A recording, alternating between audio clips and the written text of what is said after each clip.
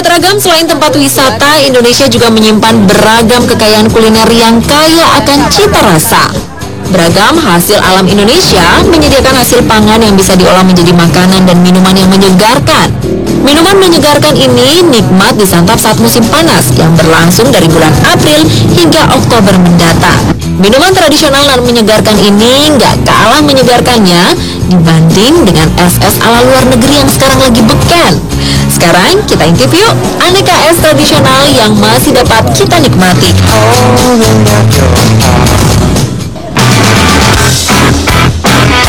Siapa yang nggak kenal dengan minuman yang satu ini?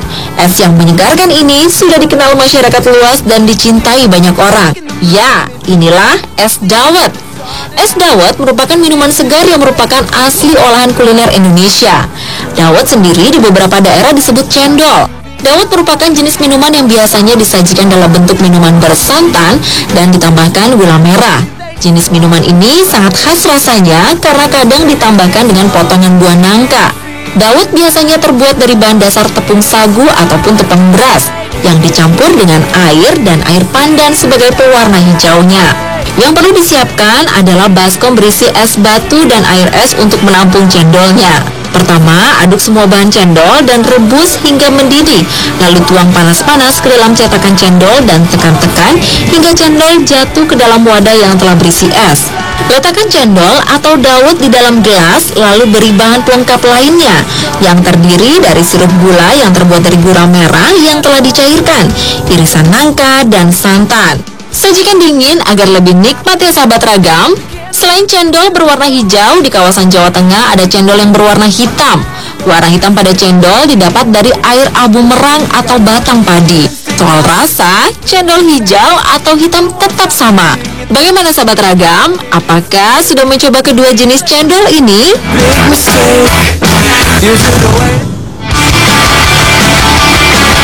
Kalau es yang satu ini memiliki nama yang unik, es goyobot namanya. Es goyobot mempunyai ciri khas adonan hun kue atau kanji yang dipotong-potong.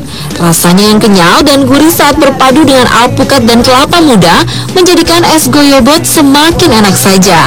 Untuk membuat hun kuenya, cukup mencampur tepung hun kue dengan air, lalu dimasak sampai kental dan tuang ke dalam loyang, lalu diamkan hingga beku. Setelah beku, potong kotak-kotak sesuai selera. Siapkan kolang-kaling yang sudah direbus dan diiris tipis, daging buah kelapa muda, tape singkong, tape ketan, alpukat, santan kental, susu kental manis, es serut, dan sirup gula. Nah, cara pembuatannya sahabat Ragam, tinggal mencampurkan semua bahan yang sudah disiapkan ke dalam mangkuk saji. Terakhir beri es serut, siram dengan santan, sirup, dan tambahkan susu secukupnya. Dan es goyobot yang segar pun siap dinikmati. Es goyobot bisa Anda nikmati di kawasan Garut, Bandung, dan Tasikmalaya. Selain menyegarkan, es goyobot juga bisa menghilangkan rasa dahaga saat hawa panas menyerang.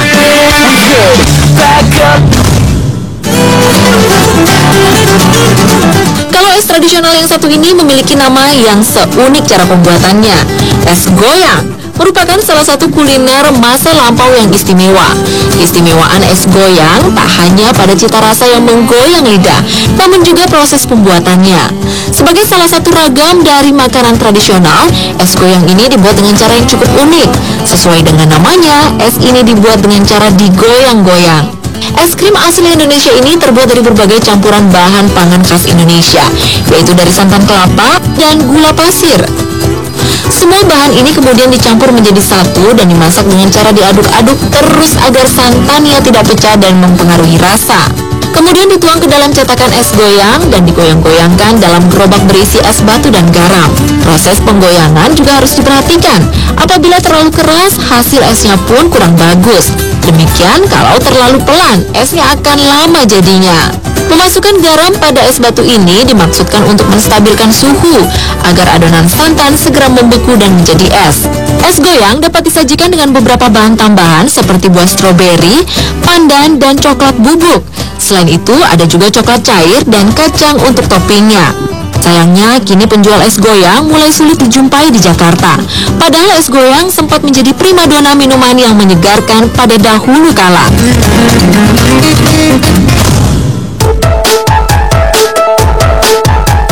Selanjutnya ada pisang ijo. Satu lagi kuliner lezat yang dimiliki Indonesia yaitu es pisang ijo. Pernah mencicipi es ini? Bagaimana rasanya? Es pisang ijo merupakan salah satu makanan kuliner khas dari Makassar.